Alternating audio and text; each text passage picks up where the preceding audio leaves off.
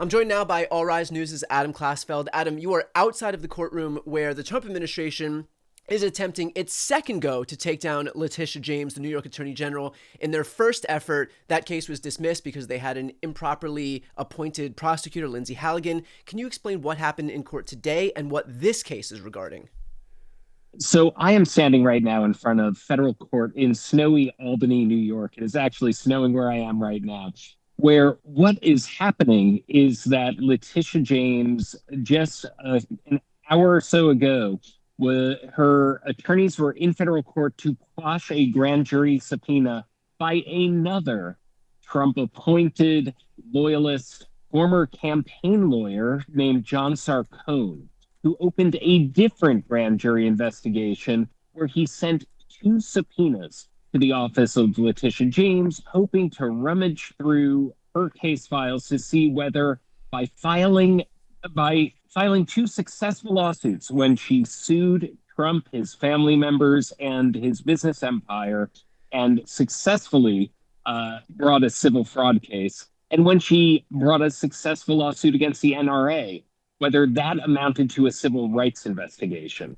So, what happened in court just behind me was a federal judge is considering whether to quash those subpoenas on the grounds that John Sarcone, like Lindsay Halligan, and like three other U.S. attorneys appointed by Trump, was unlawfully appointed.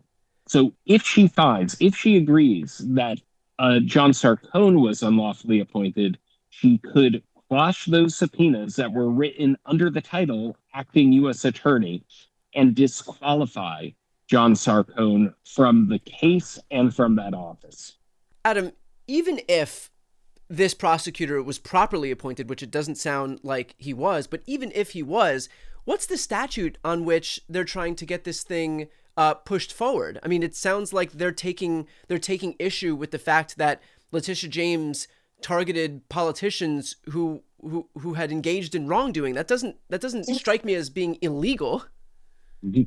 Right. You know, they are trying to turn two successful cases into a possible federal civil rights violation, that she was arguably violating the rights of the NRA when she found and a jury agreed that the NRA was wasting donor money under New York charity law. And that when a judge agreed that the Trump organization, Trump and his children, were artificially inflating statements of financial condition by billions of dollars. The idea behind this grand jury probe is that all of that was somehow some sort of civil rights violation against Trump's rights or the NRA's rights. And so she is fighting for these grand jury subpoenas on multiple grounds. The only one being heard today is that John Sarcone is not a legitimate prosecutor, but someone who Trump installed in this office for that purpose, just like as happened with Lindsay Halligan. Is there a world where the judge says, yes, this prosecutor was improperly appointed, and so, we're going to dismiss this case because of that, but also this case is completely baseless on the merits, and so we'll dismiss it with prejudice so that it can't be brought, because even if there was a properly appointed prosecutor, there's no grounds to bring this case anyway? So I want to make clear, this case has not been filed. It's an investigation that he started. I think what's more likely to happen, Brian, is that this will follow the path of what we saw in the Eastern District of Virginia, where if she decides that John Sarcone is improperly appointed, then and disqualifies him, then he's out. This particular subpoena will be quashed. And if someone legitimately tries to do it from this office, then we'll see those other questions. Then we'll see vindictive prosecution. Then we'll see there's no basis for a prosecution if a grand jury even agrees to it. Now, let me even clarify further. We call these grand jury subpoenas, but John Sarcone didn't even bring these before a grand jury. These were just his signature. So this is basically the atom of an investigation. This is something that hasn't gotten off the ground, and the judge is going to find essentially whether to kill it in the cradle, because there is no lawful prosecutor who is bringing these subpoenas, and that she could find he cannot be involved in this Well, case. to that point, is there a world where the Trump administration can just say, okay, this prosecutor was improperly appointed, fine, we'll just find some other prosecutor who has been properly appointed to sign their name on this thing, and we'll just continue to push it forward? Or is the problem that they needed to find some prosecutor that was improperly appointed because they couldn't find a legitimate one who was willing to sign their name on the indictment? It could be a little bit of both right there, because that's what we're seeing in the Eastern District of Virginia. No one would touch that case, either of the cases against James Comey or Letitia James. They thought that it couldn't have been brought. And one of the arguments that came up in court today is, why didn't they do that here? There would be no argument based on improper appointment if a line prosecutor or someone who is qualified to sign those subpoenas did so. The fact that they didn't do that, the fact that Trump keeps installing acting and interim U.S. attorneys who cannot get Senate confirmation or the approval of the judges of the district, is what keeps bringing us here. At one point during the oral arguments, the judge basically cued Letitia James's lawyers to put it in the big picture. She said, "What's the big deal if it's the wrong name on the form?" And the Letitia James's lawyer said this: "The appointments clause is important. It is part of the separation of powers. This is not a mere technicality. The Supreme Court has said that," because that's what this is about. This is about Trump installing former personal attorneys Yeah. in his position to carry out his agenda, because the real prosecutors, so the serious prosecutors, aren't touching these cases. And that's what this is about. Is John Sarcone illegitimate?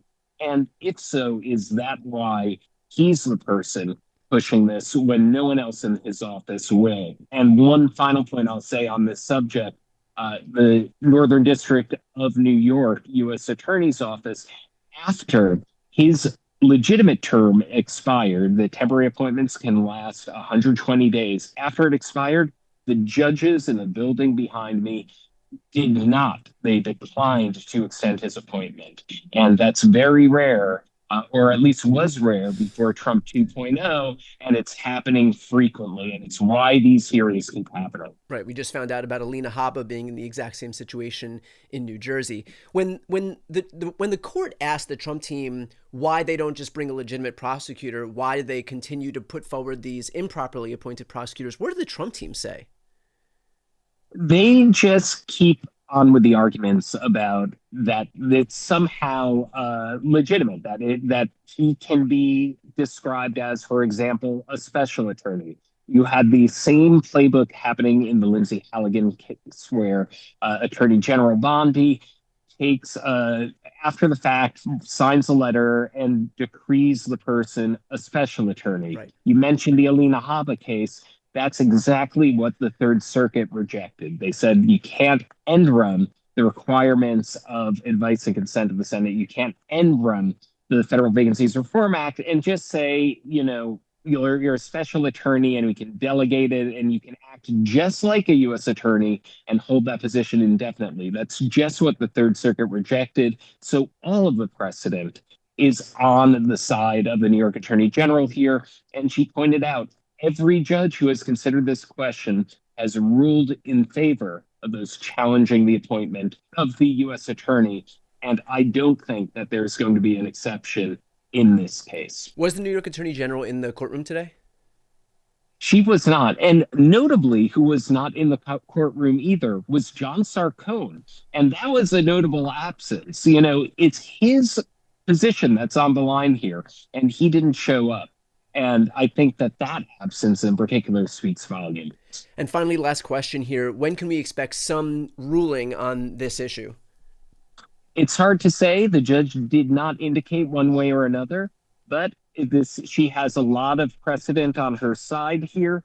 I think that she certainly could rule quickly if she wants to, but I'm sure she understands, as happened in all of the other cases, everything is going to be appealed to the bitter end. So I think that she's a very careful judge, appointed by Barack Obama from the Southern District of New York, very respected judge. I think she's going to take her time on this one. So we'll just have to look out for the opinion.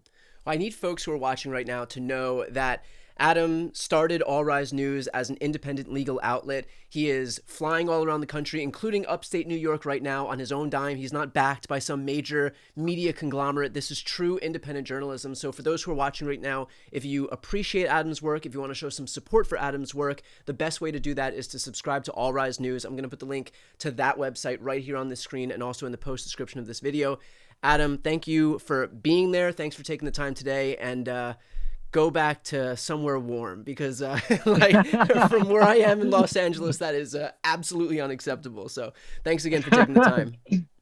Thank you, Brian. Always a pleasure.